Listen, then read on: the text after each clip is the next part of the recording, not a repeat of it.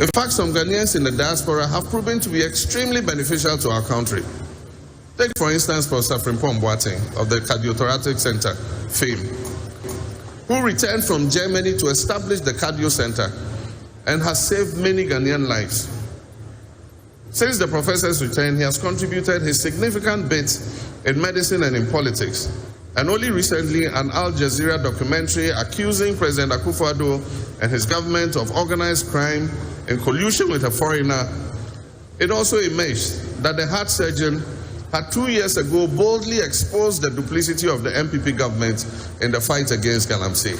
His report has opened a can of worms, which I know this president, in his usual manner, will sweep under the carpet, just as many corruption scandals have been cleared by who is called the clearing agent.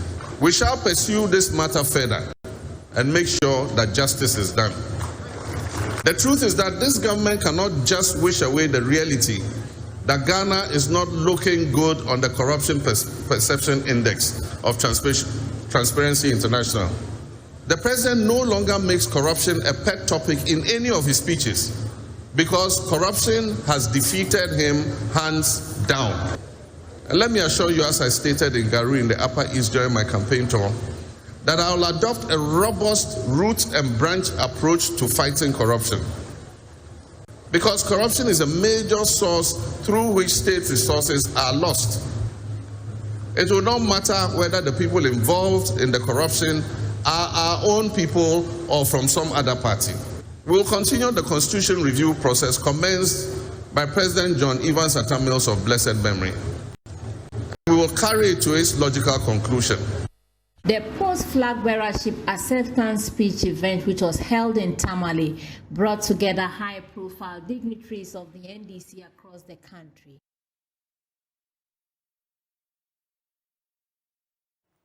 Welcome back on the AM show. We get into our first big story as we look at the dynamics following, well, the victory of John Dramani Mahama and the matters arising. He's been saying a lot in that post-victory speech on his number of ministers, on ex-gratia, on the banking sector, among others. But this morning, as we get our guests on board, we're going to have a conversation on John Dramani Mahama's candidature for the NDC. What does he bring to the table? And should the NPP be worried, for example? Well, joining the conversation this morning, Musa Dankwa is Executive Director, Global Info Analytics. He joins us in the studio. We also have Dr. Tutu Bwahin. He is a political marketing consultant at the University of Education, Winneba. Joining us virtually, Joyce Bawa Mokhtari, a special aide to John Dramani Mahama, and Richard Ahiangba is Director of Communications with the NPP. All of them join the conversation this morning. I'll start with those joining the conversation virtually. Well, gentlemen in the studio, a very good morning to you. Good morning. And to those of you virtually, let me cross-check. Madam Mokhtari, Joyce Bawa Mokhtari, can you hear me? I can hear you. Good morning. Good to have you. Richard, can you hear me? I can hear you. Benjamin. All right. So we'll start with Joyce Bawa Mokhtari. Saturday was D-Day, and former President John Dramani Mahama swept the votes, 98.9% of the votes cast. In the aftermath, we've heard a number of pronouncements by the former president. But let's start from what this means to your party, the NDC, to have re-elected John Dramani Mahama to be your party's flag bearer for the 2024 elections. What does it mean to the NDC? Well, thank you very much, and a very good morning to all of you, and good morning to the good people of Ghana. You know, I think that this is a profound, a resounding, and a huge statement for and by the NDC that John Dramani Mahama has been elected overwhelmingly across the country as the flag bearer going into the 2024 election. It means, therefore, that the party and all of us are evident that this is the man with the requisite experience, with the vision, with the character, with the qualities, the sort of individual that we expect to lead us going into the 2024 election. That for us who work in his office, as a staff, we didn't have any surprises there. We had no doubts either, because we were convinced that John Dramani Mahama stood tall in the contest to win overwhelmingly to lead us into the next election. And we thank the good Lord that that is exactly what happened. Going forward, Mr. Mahama is rolling up his sleeves immediately. He knows that this is going to be a very long election campaign. He knows there's going to be enormous work to be done. Of course, we now have a sort of a very cynical electorate. The voting public will no longer just swallow promises hook, line, and sinker. The voter public now expects more from persons who put themselves up to lead this country going forward. And I love the fact that each time we have gone on the campaign trail, each and everything that John Dramani Mahama has said or put forward in terms of his policy alternatives have been put to strict proof. Many questions have come up, many conversations have come up, and I do expect that going forward, the speech yesterday will generate similar conversation right up to the point where we would have to put these up to the general public to vote resoundingly for him once more to lead this country in 2024. Thank you for those initial comments. Let me come to you, Richard Ahiangba. How did you receive the election? Some say it was no surprise, but that overwhelming, should you say, mandate given by the NDC to John Dramani Mahama. It has not happened before in that party, such a mandate. Did it send any shivers down the spine of the NPP? Well, thank you, Benjamin, and good morning to your listeners and to all my co-panelists. The former president's victory is no surprise at all. If anybody is, then that person needs to be woken up. It's been long coming, and everybody expected it, that he was going to win. I've listened to my sister Joyce on several occasions assume that he's the presumptive leader in waiting of the NDC. The processes were just going to crown it, but it's been a known secret for a very long time. So that there is no surprise there. But also, I was surprised, most especially by yesterday's presentation by the former president. I think he looked very well, properly appearing and representing our culture. That's good, but beyond that, everything the former president said, I was sitting by my phone watching, because I was far out of Accra, and watching on my phone, and I was cringing to say, what exactly is the former president saying, and why does he think that we don't know him or his record? Everything he said yesterday, in my view, were simply words that he was saying. He didn't simply convince anyone. It's not convincing, because his track record is always being measured against what he's saying going into the future. He's had ample time to have demonstrated the things he was saying, but simply failed to do any in ways that he's trying to portray that he's capable of doing. At any rate, listening to former President Mahama yesterday, I was asking myself, at what point now has anything changed to say that now he can use 4 years to transform this country, when he earlier on said that it was impossible to do so? So I wasn't surprised, but I was shocked. I wasn't surprised in the sense that his victory was anything unknown, but I was surprised what he's saying. What I thought he may have said is to admit the failures of the past, which is not a bad thing to do, to have admitted that, yes, we had a chance before and we blew it. But now we have learned and we have behind us that experience, and we are going to change our ways and do things in these manners, or in this manner going forward. 1, 2, 3, 4, 5 are the changes that we have experienced, and these are the things we're going to do different. Until and unless that is said, that admission comes in, everything the former president said yesterday cannot be trusted. Nobody will be able to hang their hat on it, because if you measure his performance in the past and what he's saying, you ask the simple question, Benjamin, why didn't he do these things the first time?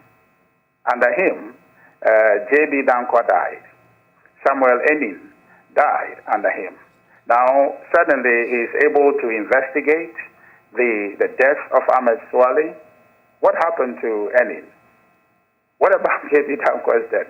Why was he not investigated? If it was that simple to just investigate that in a broad stroke, one time we have investigated, it's done. Why was that not done? So clearly, I am unimpressed, and I think that a lot of Ghanaians are not impressed, and it's my responsibility as Director of Communication and all Ghanaians and my party to ensure that we engage this communication, to ensure that Ghanaians understand the state of mind of the NDC, the desperation with which they are operating, and that at this point they are willing to say anything and everything insofar as they think that will be something that sounds well to the voters. They will repeat it without any iota of intent to deliver. And they cannot deliver, Benjamin, because their record shows. So I've thoroughly examined the 13 items or so that the former president enumerated, and every one of them he will not be able to fulfill them. And it comes to the banking sector situation where he says he'll restore their licenses.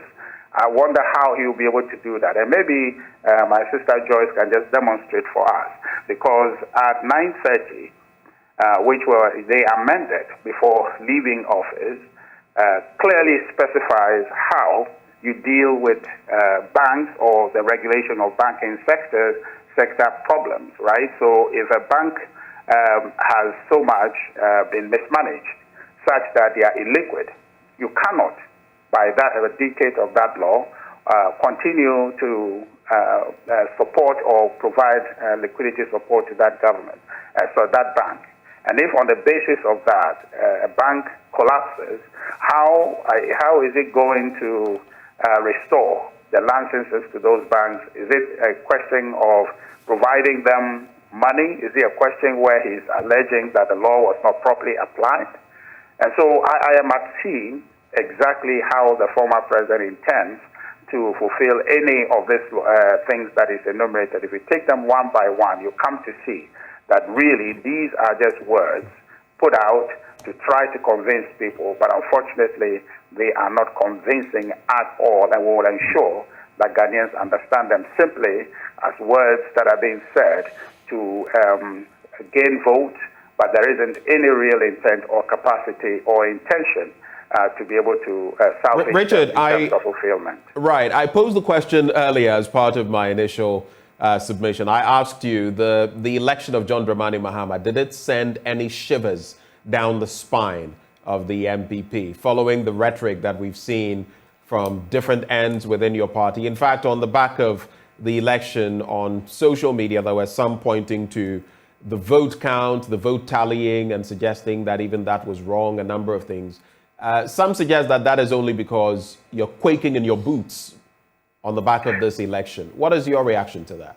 Benjamin, not at all. I was just letting you understand why that the re-election as the leader of the NDC, the flag bearer of the NDC, of the former president, cannot be any cause for worry for the New Patriotic Party. Because of these things, we know his record, we know how he is operated, and we know what conversation to have with Ghanaians to understand the situation of a former president who wants to come back and who in his first era or his first term as president before he lost could not deliver everything or anything that is promising out of these 13 things. Maybe just as your party has not been able to deliver on your mandate as well? Well, we can have a conversation about that, and you can tell me exactly what we have not delivered on. I can name a number of them. One of them actually is on the chopping board this morning: planting for food and jobs. Okay. Okay. Well, you can, when it comes to planting for food and job, you can have a conversation about the extent of implementation of that project, but you cannot at any point say that it wasn't implemented and it wasn't successful. We can quibble about the extent and how much more needs to be done. That is a clear policy conversation that can be had. But I won't, Benjamin, I won't have you sway me away from the conversation right now. But the idea, there's no such attempt. Yeah. So no. The idea I want to express in very simple terms is that the former president needs to answer the simple question of why he didn't do these before when he was in office.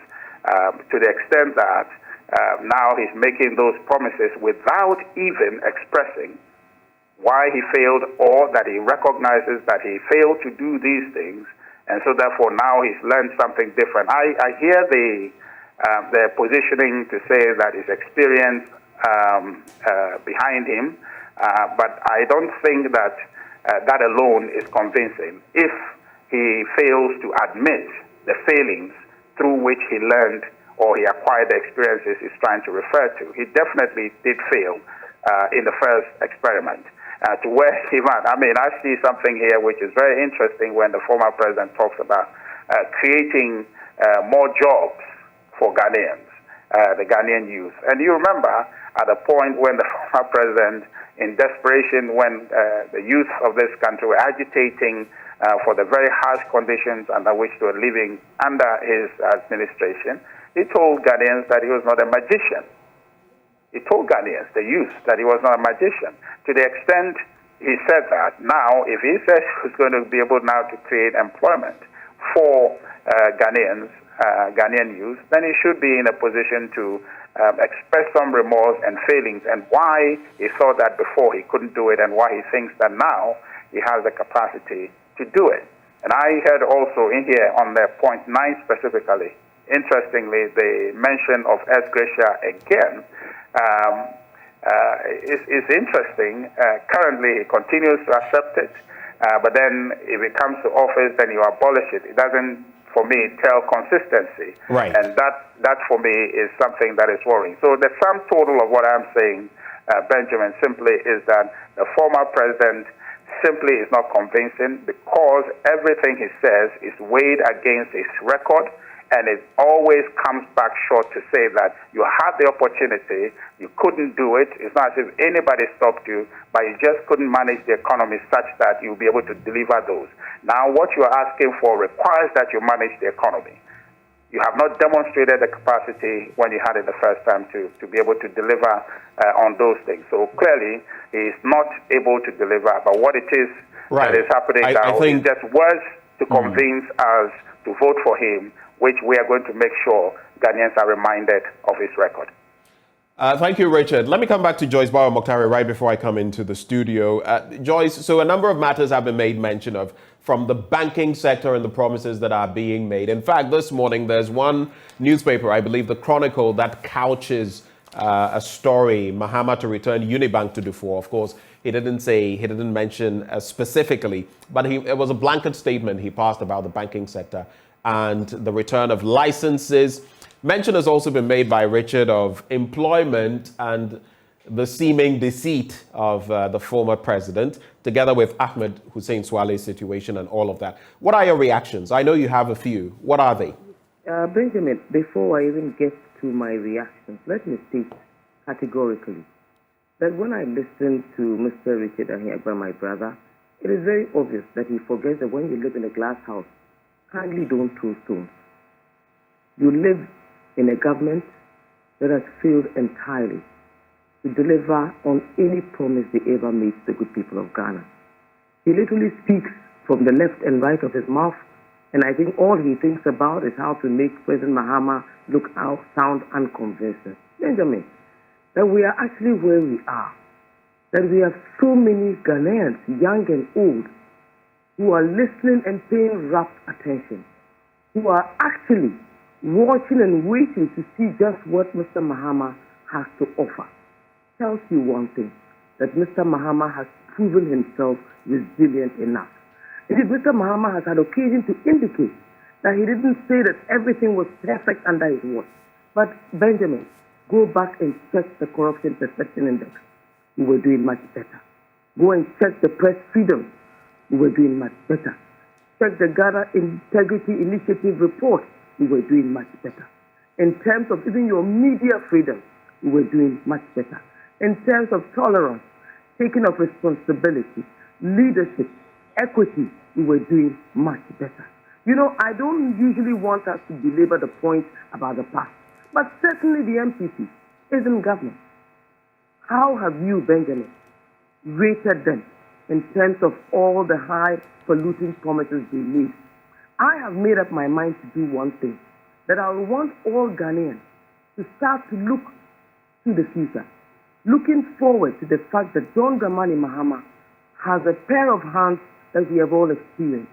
That beyond the noise, beyond the propaganda, and beyond all the empty criticism that we are very quick to voice up to the others when we live mocked in a government that has now been totally owned by corruption. That everything that President Akufo-Addo promised to do, he has failed abysmally to do. All the reasons why Dr. Mahmoud Bawumia, our vice president, was selected, nominated, and touted as the reason why the MPP ought to be in government so they could better manage the economy. On all the key facets of our economy, this government has failed to deliver and failed to perform. So when you have a spokesperson from this government coming out to come and tell us, you know, it's even laughable. I actually pity him. And I listened to the voice that didn't sound as confident as he used to. I listened to a man who was speaking to matters that he himself knows cannot be put to strict proof. But he knows that John Mahama has literally proven himself to be a man whose word counts for what it means, a man who walks his talk. Indeed, President Mahama had occasion to be questioned about his record in office, and I'm sure that over the years, he has answered those questions adequately. Look, in terms of speaking about matters to do with banking sector cleanup and whether or not licenses will be returned, first and foremost, there were some banks that really were not insolvent, whose licenses were revoked as well. This is the conversation that we are all going to have going forward. Secondly, on terms of the economy, how are we faring on all our economic indicators? For all that was told us and how it was said, please don't allow anybody to take anything away from anything that President Mahama has said in his acceptance speech or in the campaign as he's gone along. President Mahama is a man who understands this country, right. He understands our politics, he's a statesman who has lived it and worked it. And look, nobody says that John Mahama intends to preside over a perfect country.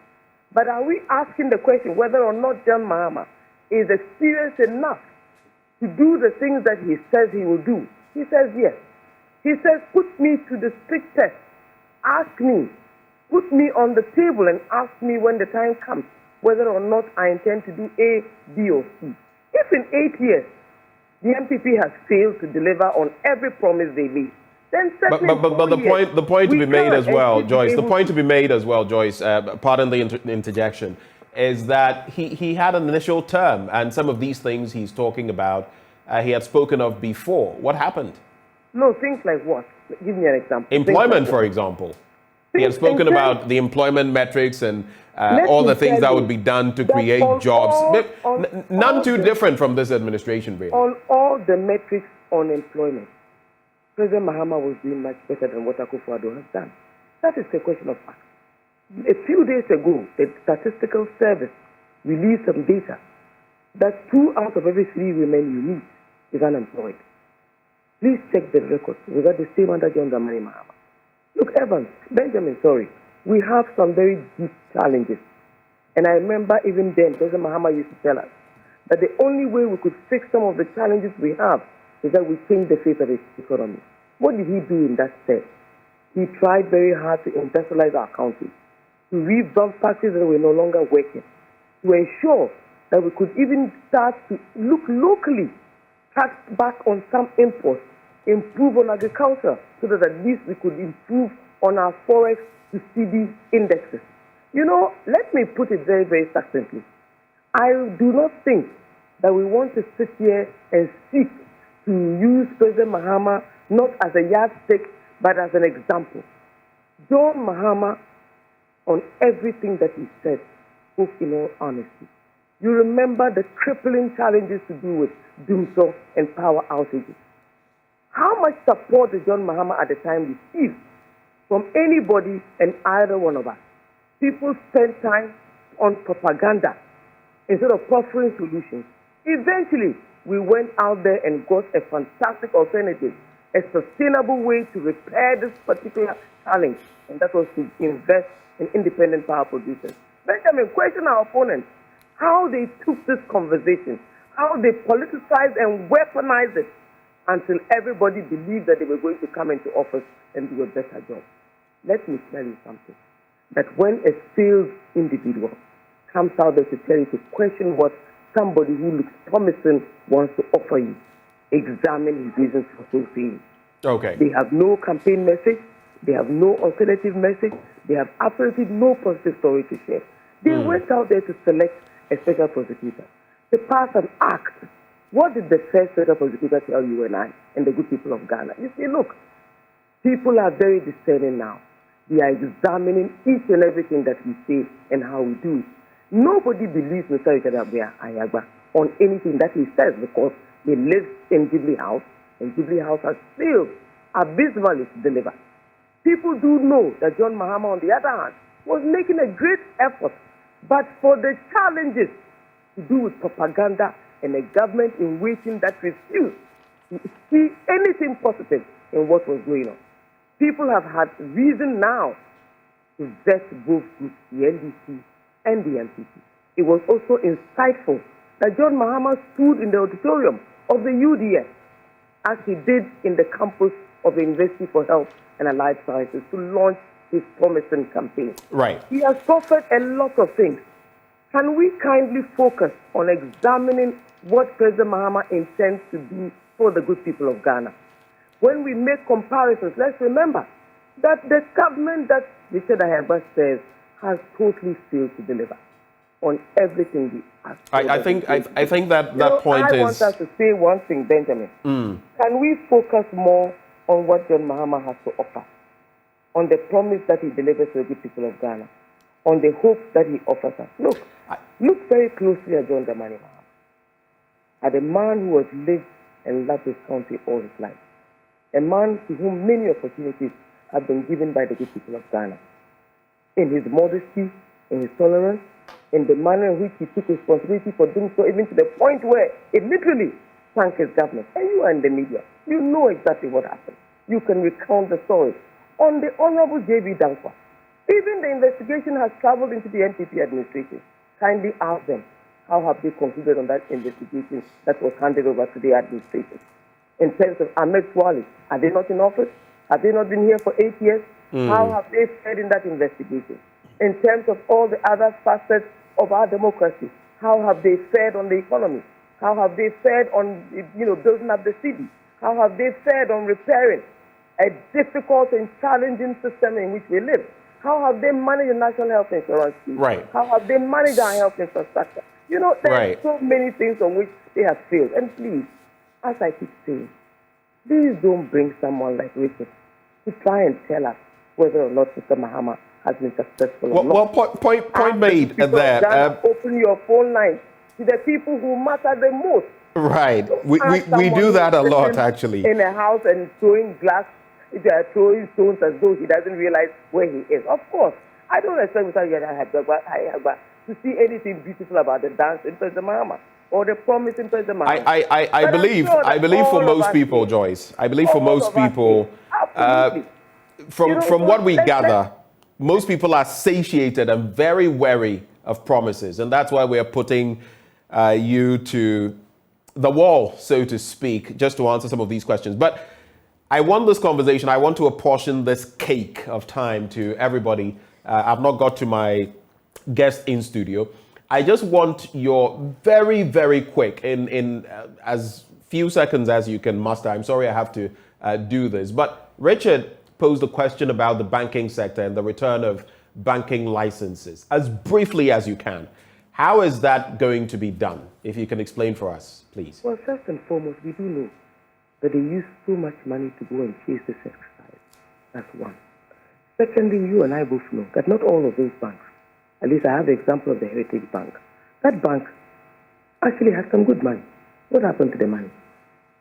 So you see, President Mahama said, for those banks whose licenses were wrongfully revoked, and these are matters that will be investigated, he's actually going to make it a very public and transparent exercise. We will have committees and commissions set up to have these people come and make a case for themselves. Apart from that, how about all the people who lost their jobs? In any case, Benjamin, how did that resolve the matters at hand? The banking sector is still in crisis. Look at what is happening with the DDEP and being unable to pay. Are we then waiting to take the IMF money and use that to pay for persons whose pensions are locked up, for persons whose Eurobond monies are locked up? I mean, look, President Mahama has made very profound statements. And I have no doubt in my mind that these matters will be closely examined. We will also expose the fact that the monies they claim to have used to collapse those banks was false, that the accounting was false, that the figures were not even correct, and that indeed those monies were expended on wastage and opulence and corruption, and not necessarily to go and reset the banking sector. The few banks that are surviving are struggling under enormous pressure. That whole banking sector needs to be re-examined very closely. How come that a bank like Data Bank is the only bank that is currently surviving? Look, let me tell you one thing, Benjamin. President Mahama is very conscious of the fact that people do not want empty, hallowed promises. People don't want empty, highfalutin conversations, wordy conversations, words that just mean nothing, propaganda that stands for nothing. President Mahama has put forth 13 key items that he intends to visit. And he has said it clearly, that on ex-gratia, for example, whoever I appoint into the executive will agree and make an undertaking that they will not. Look, we have colleagues of ours who have spoken at length against the collection of ex-gratia. Note also in terms of the Constitution Amendment Review Commission's work, this is a particular provision that has come under enormous criticism by the good people of Ghana. When you talk about a leader who wants to listen to people, what do? These conversations are born out of research, out of long and lengthy conversations with the length and breadth of the good people of Ghana.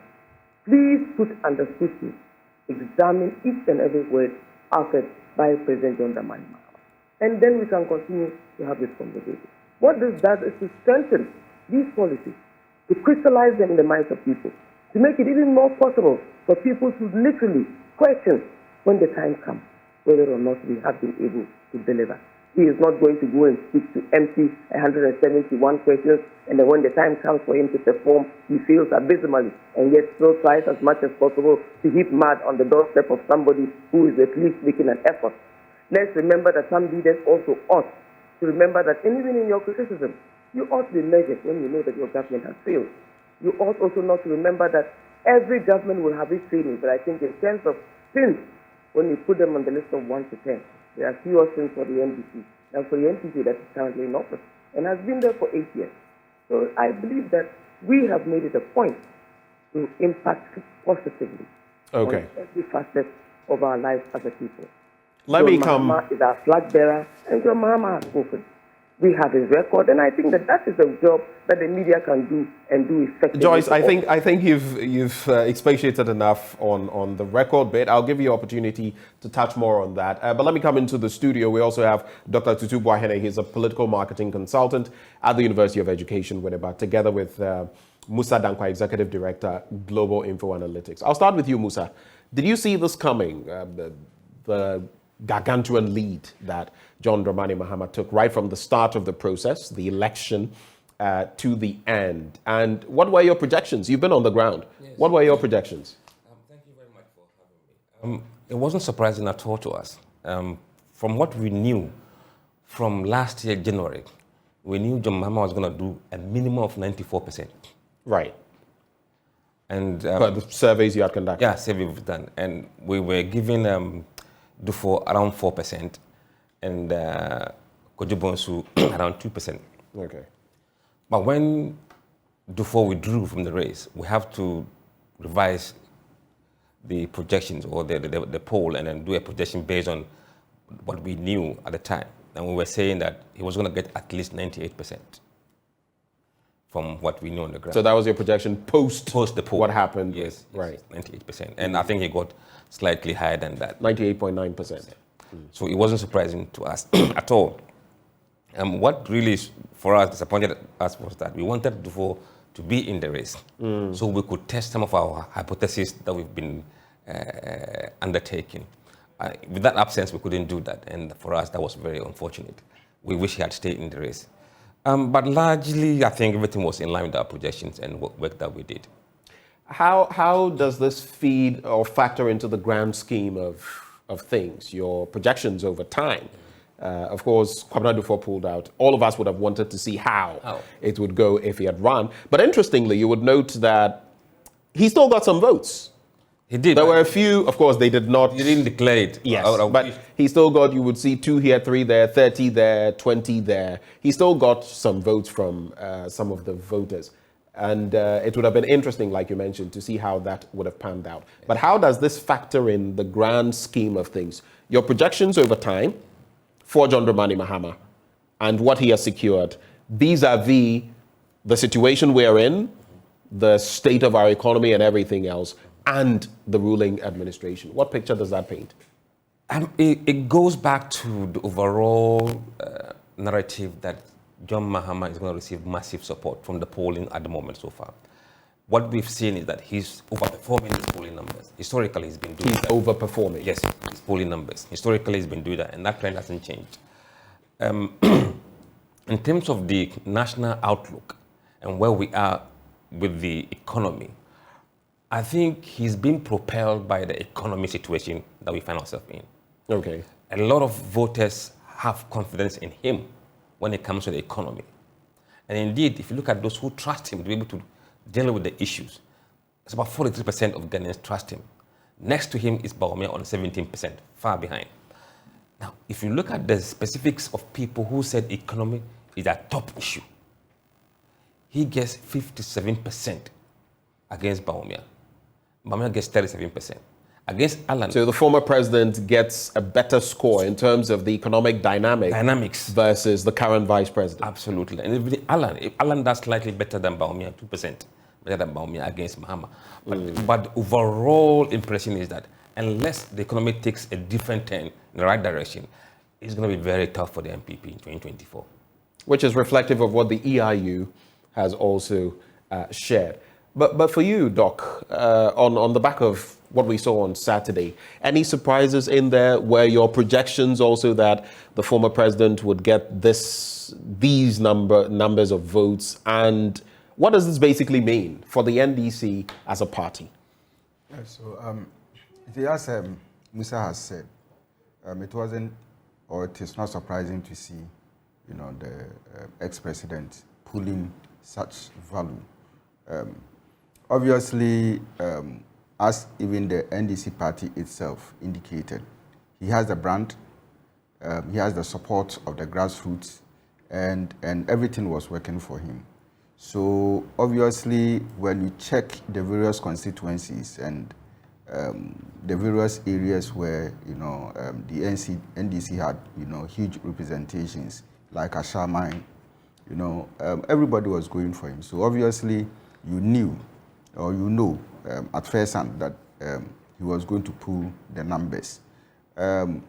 Again, we were actually expecting some kind of credible, strong, kind of opposition, in this race. That will probably put the ex-president, on another level of competition.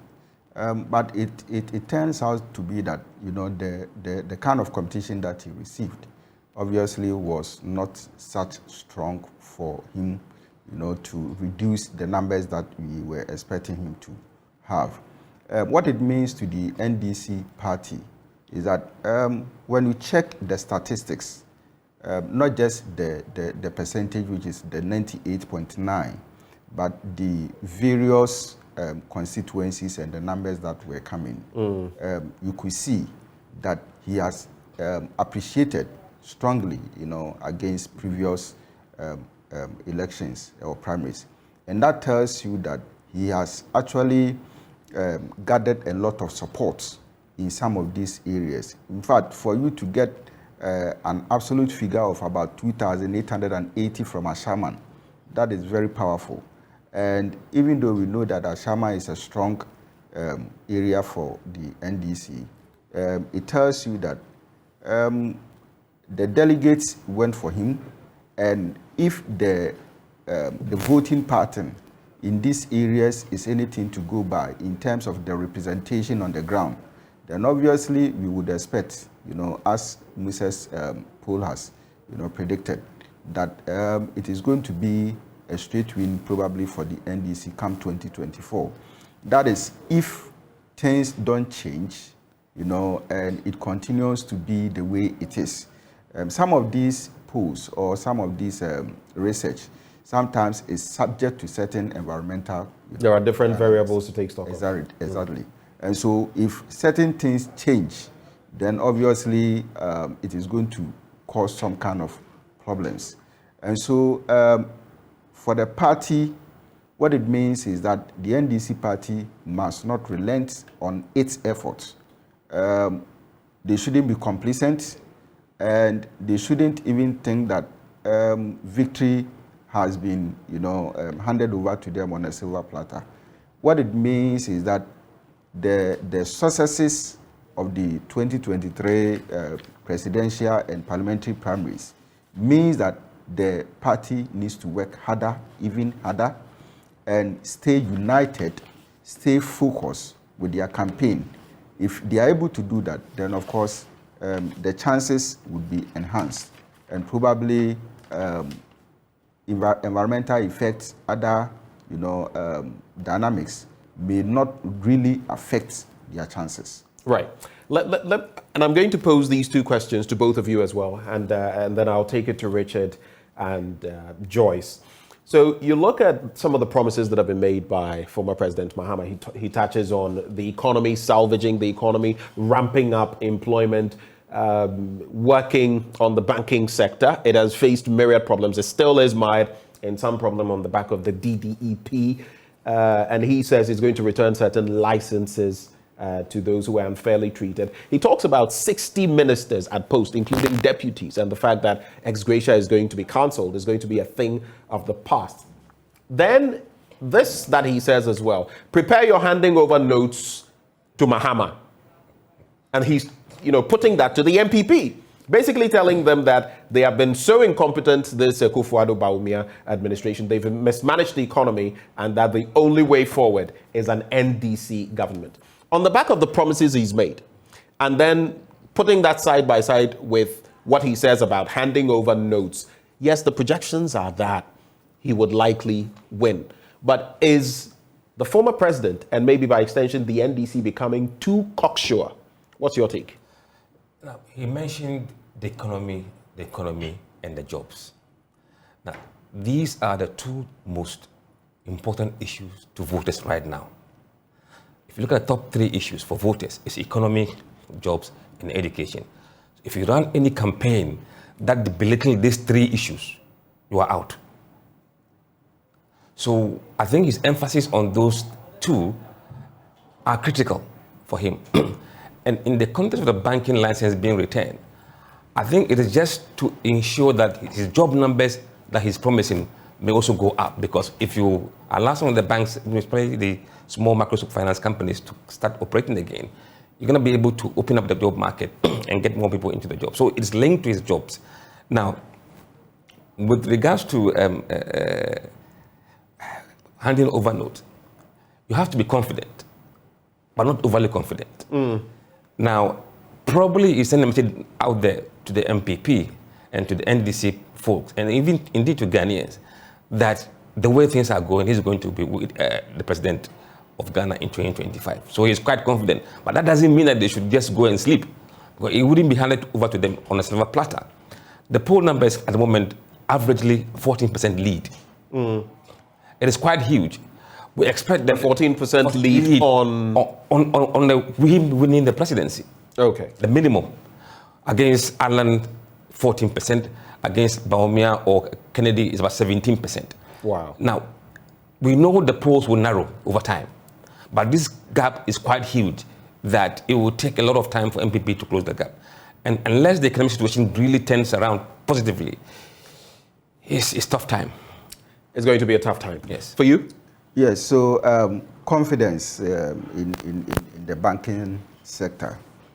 I think that it is a major and a topical issue, currently. But, as you try to bring confidence into the banking sector, we want to see what actually necessitated, this DDEP thing to happen in the first place. It is as a result of the IMF conditionality that has caused some of these things. Now, my question to this promise is as to whether it is one of those promises or it is a reality. Because obviously when IMF is involved and it is a conditionality, then of course any president that comes will need to follow the dictates of the IMF. Now, with regards to the economy, I am happy to see in the speech note that the first thing that former president said is that he is taking, or he will take responsibility of the economy. And I believe the ex-president understands exactly what it means to take responsibility of a position. I believe the party executives and all other ministers who will be working with him understand that taking responsibility in government means, you take responsibility of whatever has been left behind, whether it is an asset, whether it is a debt. And the question is, how do you manage your assets and debt ratios? Now, if you understand these things and you are going to work towards it, then of course we are safe as a country. But if it is going to be a blame game, as we've seen previously, that a government comes and begin to point fingers at the previous government, that they did this and they did that and they did this, it will be a waste of time to all of us and to the whole country. Okay. With the issue of governance, where we are talking about reducing ministers to 60, the issue of ex-gratia, that is very important to every Ghanaian as at now. Because I think that the belief behind this is that there is a huge chunk of money going into the salaries and allowances and remunerations of ministers. And so if you have a large government, what it means is that we are overspending and we are going beyond our budget. Secondly, people also believe that the ex-gratia is monies that probably are not supposed to be paid. Obviously, a teacher who will This morning I interacted with Suleiman Abrahima. He calls it immoral. Exactly. Very immoral. See, you're a teacher who works for over 40, 50, 60 years, goes on retirement, and is given a pension pay. So why can't we do same? The argument that the parliamentarian or a minister spends less time in government is neither here nor there. Just as the teacher decided to be a professional teacher, you also decided to be a politician. And so if you have developed your career as a politician, then you should also go by the Social Security and National Insurance Trust Fund, all right, so that in your 4 years, you get paid by the Senate contribution that you've made, not to pick state money and then give it to you. That is why politics has become so attractive to people who don't even deserve to be in politics. Right. My last point has to do with the handing over, notes. For me, I see something beyond confidence. I see accountability.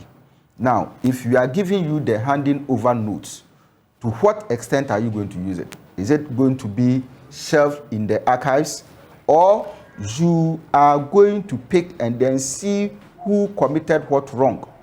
What kind of financial loss was caused by who?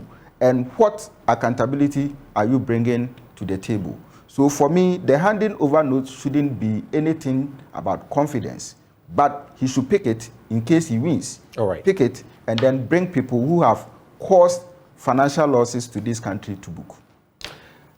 Joyce Bawa Mokhtari, if you listen to what Musa Dankwa has shared with us, the percentage point spread, John Dramani Mahama, per the surveys he has conducted over Alan Chamate, about 14%, over Baumia, Dr. Baumia, and Kennedy Ejapong, among others, about 17%. That would corroborate what the EIU has been saying. But with these utterances by the former president, they should prepare their handing over notes.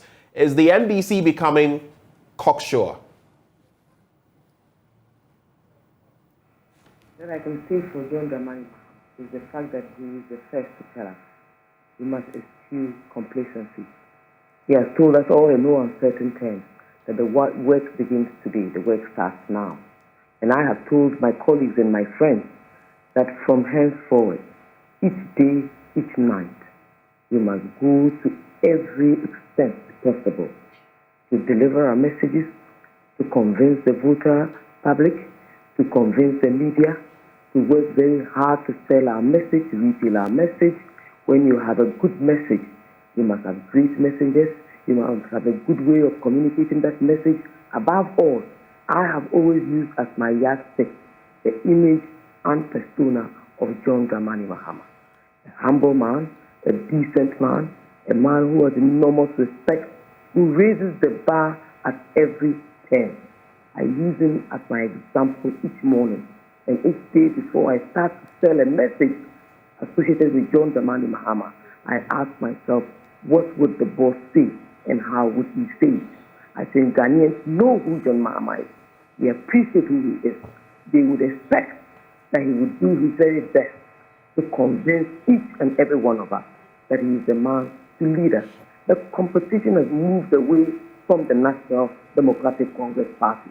It is now going to be a very public and keenly contested, one based on ideas, based on experience, based on what you have to offer, based on who even is going to help you deliver on the promises you've made, as the last panelist has just indicated. Indeed, Benjamin, I am hoping that you in the media will play the best role ever as we go along in investigating each and everything. Vet it, question us, challenge us, but above all, keep a record.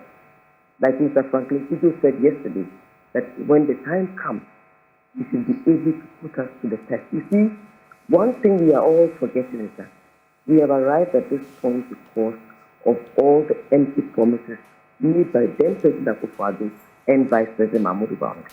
And I'm happy to hear this morning that when we all have these conversations, let's remember that one of the most inept individuals we have in office today, our Vice President, is the one that President Akufo-Addo intends to foist on the good people of Ghana. He will be asked questions about his record, about the 170 questions that he has been unable to answer over 8 years, about his failure as the helm of the economic management team. A few days ago, I asked, where is our senior minister, Mr. Honorable Osafo-Mafu? I haven't heard about him in a long time. I'm sure a lot of them are very jittery and completely ashamed about how this government has turned out. So, Benjamin, please ask me a question any day and time, and ask any other person who either speaks for John Mahama, represents the NDC, or is a good citizen of Ghana. I'm sure we can continue to have this conversation. Right. But in terms of all the individuals currently putting themselves up, I have no doubt in my mind that John Mahama stands tall. And I believe he will take responsibility for this campaign and make sure that he takes us to victory come 2024. And yes, then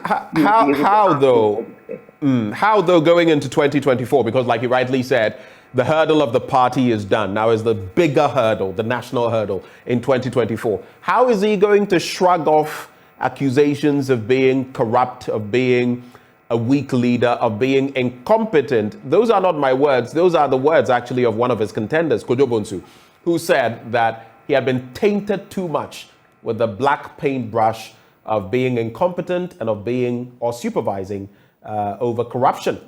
How is the former president going to be able to discard that impression ahead of 2024? Let me put this without any fear of equivocation. That on all the points that you just made, President Mahama has been validated. Indeed, for those who touted his incompetence, they have even been more incompetent, more inept, and absolutely useless. You see that word has suddenly vanished. I believe the media helped make that word what it is today. And we all know that President Mahama certainly is not any of those things that you just described. Secondly, for the person who you claim said those things, please go and look at himself, check his record. Look at him as an individual. Should he even be qualified to be saying such things? And should we be giving people like this, vim and, some sort of vent, some of the things that they say? Ask who Mr. Kojo-Bonsu is, a former employee, a former appointee of John Dramani Mahama. I will not actually belabor that point. Vet the person who says what about somebody. Find out if they themselves have all the so-called qualities that they speak of, or whether or not they can even stand in contest with the individual called John Dramani Mahama. We will eschew all complacency and in all humility accept this responsibility. Take this country to the next level. All I ask is what John Mahama has been asking. Join him to build the Ghana that we all want. And this is a government for the people, by the people, not just for John Dramani Mahama or just for the NDC. All of us together must work to ensure that first, we see the back of this inept entity administration.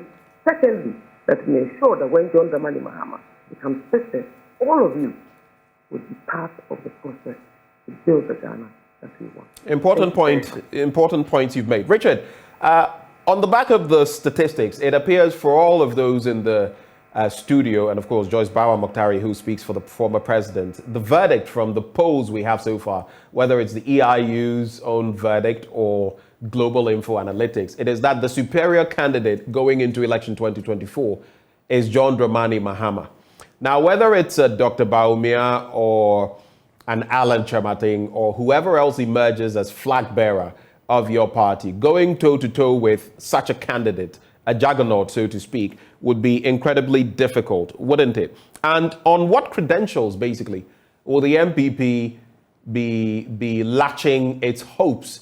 You're hoping to break the 8. In fact, it's been a while since I heard of that break the 8 mantra. What do you think? You've been a bit unfair to me. You've gone to my sister several times and once only to me. I hope you give me some time to address. That is not correct. Initially, I gave you quite a bit of time, went to her, came into the studio, and I just came to her first, and I'm coming to you. Okay, well, you went to her 3 times, so that's all I want to say. Now, okay, so let me make the point. You see, my good sister only used words, and words are not going to cut it this time. And I'm quite happy that the former president, he probably saw through this and wants to convince Ghanaians by saying, I want you to hold me accountable to this, right? His record is his measure. This is a simple fact of the matter. His record is a measure. Joyce talked about corruption and that look at the corruption perception index. The former president excused everything in the book for the corruption that pervaded under him. In a BBC interview, he talked about how is it that corruption is perceived to be high in Ghana because environment is being created and people are talking about it. Is that an empirical measure he wants to say now? When he was excusing that, oh, he's not corrupt or his government is not corrupt and that it is only Ghana is perceived as corrupt because people are talking about corruption because somehow he has created an environment for people to talk about corruption. Can you imagine the double standard here? There isn't anything substantial that Sister Joyce or the former president says that he can point to that they themselves before have not invalidated themselves. If you talk about the banking sector, I want my sister Joyce, why she cannot answer the question, and she pivoted away and talking about how banks are suffering and struggling today owing to DDEP. The substantial question asked was whether there was anything wrong with the banking sector crisis, the banking sector cleanup. And I want to add, Benjamin, that what happened there, what created the need for the banking sector cleanup? The simple answer for that is that the NDC failed under former President Mahama to enforce the law. And so what was done in cleaning the banking sector was fundamentally enforcing the law. And the Bank of Ghana has come out. And Benjamin, you have access to that document. When the Bank of Ghana indicated that they went according to the rules, the law, Act 930. Okay, so there isn't anything there to quibble about. So if the former president says that he's going to restore the banking licenses of the banks that did not survive, the point we want to raise is that what is wrong with the process? Okay. Is to raise an issue with the enforcement of Act 930, which was used to clean the banking sector, which they failed to enforce. So there isn't anything there. So that promise is a vain promise because there isn't any problem there to fix. If anything at all, he should show us what law was breached and if the law was not adhered to in the cleanup. Number two, the former president talked about employment and that he's going to create jobs and that he's going to build some Ghana in which work and happiness will return again. Richard, I thought you had addressed that in your first turn. These two matters you had already brought up. This was the point I was trying to make to you, that when Joyce came in, these were the erroneous impressions that she sought. So these are rebuttals before you get to my substantive point. So please, just briefly. All right. So he talked about employment. And employment, it was under former President Mahama. I told you. He told Ghanaians straightforward that, he's not a magician. Has to give them jobs. He just plainly said that. It was under former President John Dramani Mahama that in this country, graduates from school who have invested time and learned and acquired skills that are useful to our development, he could not place them anywhere. He could not find jobs for them. His economy did not create any jobs to absorb them. And so we had an Unemployed Graduates Association in this country. We still do have them, though. You know that. I'm talking about a genesis. Yes, but I'm telling you, we still do have them. You came to remedy the situation. We still have the Unemployed Graduates Association. Yeah, Benjamin, I hear your question, but I'm telling you the genesis, right? Something created it, and once the situation was created, you are managing the situation to resolve the issue. He created that because, of course, they'll be happy anytime the NDC will tell you that governance is a continuum. So if he creates a problem, that problem is being solved. And in the process of solving that problem, a global disaster hits our economy, which of course will come to. So I'm saying that the business of the former president talking about he is coming and creating the impression as though somebody is not delivering today is just erroneous. Point made. Does the NPP have the men or the women to overtake John Dramani Mahama ahead of 2024? Substantive question. Do you have the men or women to do that? Benjamin, we defeated former President John Dramani Mahama when he was the president. We defeated him. So that question does not arise. It's just an interesting political question to ask, but it's not a substantial question. The key question we want to ask is, and should continue to ask, are the deliverables. Former President Mahama was the president of this country when he took over. In 2013, this economy, even though it slumped from the high 14%, which they reached because of the oil discovery in 2009, which they started commercializing or exploiting in 2014, right? The economy dropped even from 9.3, and when he took over in 2013, former President Mahama did not increase the performance of the economy above the level he inherited. The economy dropped in 2014, 2013, and 2016 when he left office, right?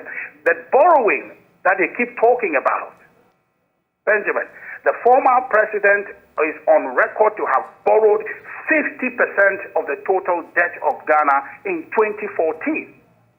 So you tell me what economic record he has, and how has he proven himself to be able to manage this economy so much to provide employment? It is interesting you bring that point up, because while I agree with you that he had borrowed quite a quantum of money, you look at that quantum of money vis-a-vis what we have borrowed, the over 400 billion that has been borrowed in this administration. Of course, we cannot it would be like comparing pears and oranges, wouldn't it? Realistically. I've heard that argument before, and we all know how that goes. Yes, no, but you see, it's a good argument to have, Benjamin. So you tell me that the proportion or the amount of debt we have, you are looking at it, and that is what we always say, and the NDC doesn't want it because it feels that it advances their interest. Now, if you look at the debt amount we have today, the best way to understand is to look at it in terms of the rate of accumulation. That's why I told you how much he borrowed single-handedly in one fiscal year. Right. You want to look at the rate of accumulation over time, and that is declining under this government. Right? And I'll tell you that, for example, much of the monies that we have borrowed under this government, and they keep asking you, what have we done with the money? Much of it has gone to dealing with the mess they created. A key one that we've been talking about this morning is the banking sector. Had the NDC enforced the law, had the NDC not slept on the job, you would not need about 25 billion to bail the banking sector. Now they will tell you about, you use too much money, that's not how we're going to do it. We knew, Benjamin, how they were doing it. They were exactly doing it in the wrong way by throwing good money after bad. And we know now, because of the proceedings in court, that some of these bad actors in the banking sector were taking the liquidity support that the Bank of Ghana was providing to them and investing them in other businesses instead of use it to pay their depositors. So that was the nature. In fact, Benjamin, in all honesty, and this is out of the realms of politics or trying to rationalize anything. Had NDC not lost power in 2016, this country, our banking sector will just wake up one day and will just collapse on all of us because they were enabling bad behavior. They were not enforcing any law. They were just throwing money at the problem and hoping that the problem somehow some will contest you. Right, some will contest you. The problem of the banking sector was a question of enforcement of the law. The law existed. Enforce the law. You know, Act 612 specifies clearly how you support banks that can benefit through liquidity support. So a bank that is illiquid and solvent can be saved or can be supported. But a bank that is illiquid and insolvent cannot. But they were throwing money at all of this category of banks, and those monies were wasted. Point made. Even after the banking sector cleanup and now with the DDEP, it will be interesting if you asked any economist, I speak with a lot of them on the show, how healthy our banks are in the first place. But let's skirt that issue. We're wrapping the conversation. I'll have your final takes, lady and gentlemen. But before we get to that final take, Richard Ahiangba, you spoke about corruption. Yes. This administration, the current president said he would use the ANAS principle. Anti-graft campaigners will tell you the ANAS principle maybe has been thrown out the window. But I have a specific question. On the back of Al Jazeera's gold mafia, and I may be steering off a bit, but since you've spoken about corruption, the presidency put out a petition. Al Jazeera threw out, so to speak, that petition. It refused to retract. It refused to apologize. The only option is for the president as a person to take up the matter in court, internationally. Is that going to happen? Especially as we're talking of corruption and clearing the president's name. Is that going to happen? Well, Benjamin, I think that determination will be made by the president, especially his legal advisor on these matters. But you see, what is clear, that you don't need the president taking anybody to court to understand is that... Oh, it's not needed? No, I'm just saying. I'm saying that his lawyers will advise on what to say. I cannot make that advice or give that advice on this program. And so if that determination is happening now, I cannot tell you about that. But in court, in a due process of time, if that becomes the decision, we'll all know what it is that the president will do. But I was just pointing you to something that is obvious, something that currently exonerates the president, but is there, of course, in the nature of things, we're glossing over it. Now, when you watch the documentary, at the end of it, the president's position and the Al Jazeera themselves disclaiming what the individual said, that they cannot vouch for this. Now, that clearly tells you that they don't have any cocksure evidence. You'll be using the word this morning. And so the documentary, the only point that I think the presidency was trying to establish was to have on the record an apology, because what statement they have made in their own admission stating that the individual could not validate for them the claim he's made. They just want that admission on record, but the documentary itself has given you that evidence that what you just watched cannot be true.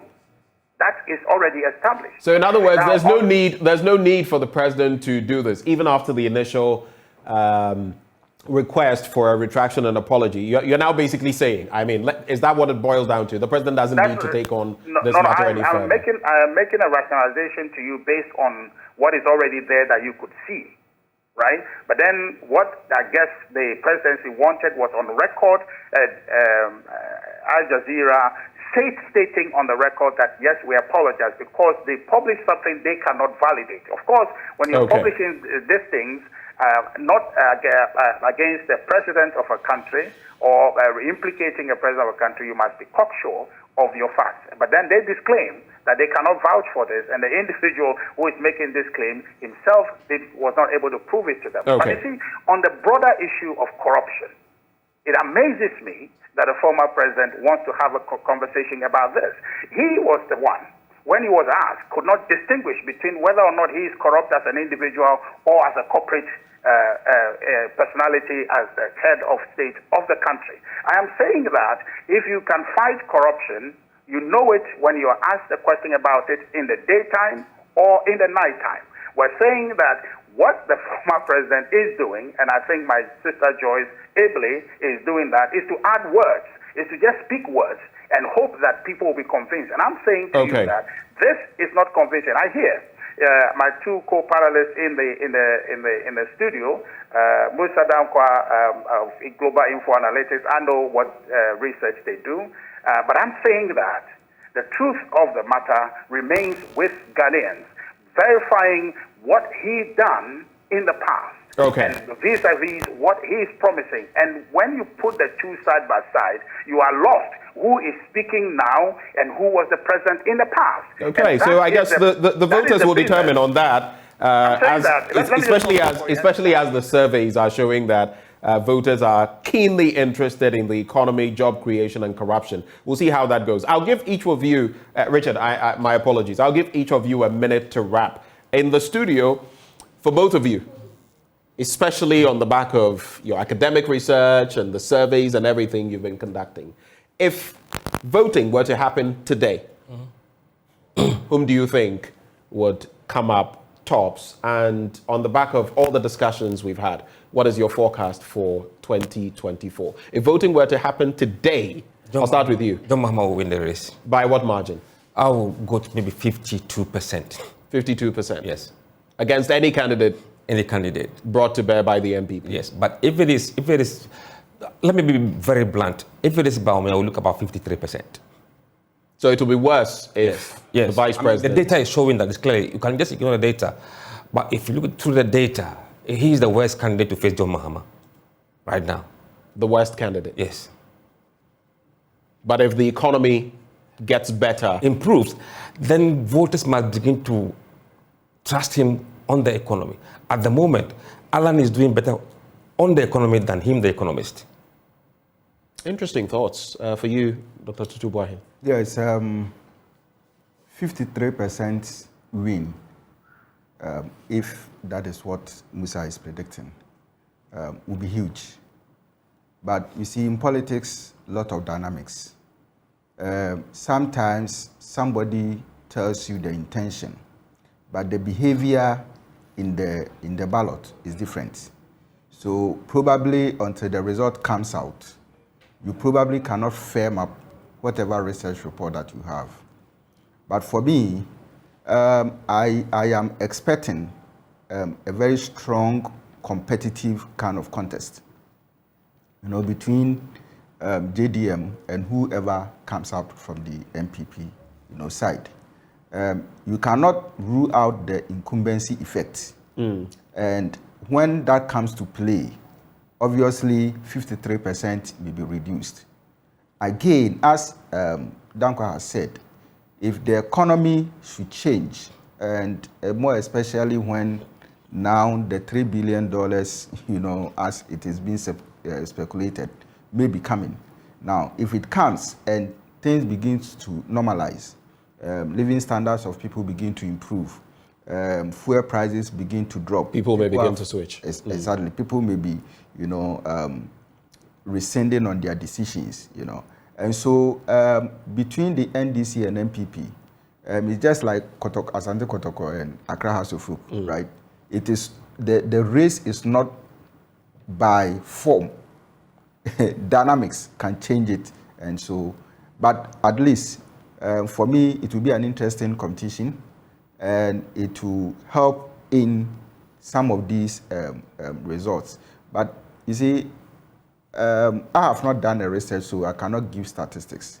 But I am definitely going to start one, and it will be by segments.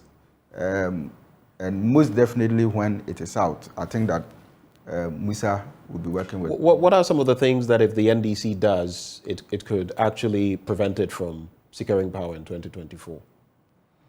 Maybe scoring at their own goal.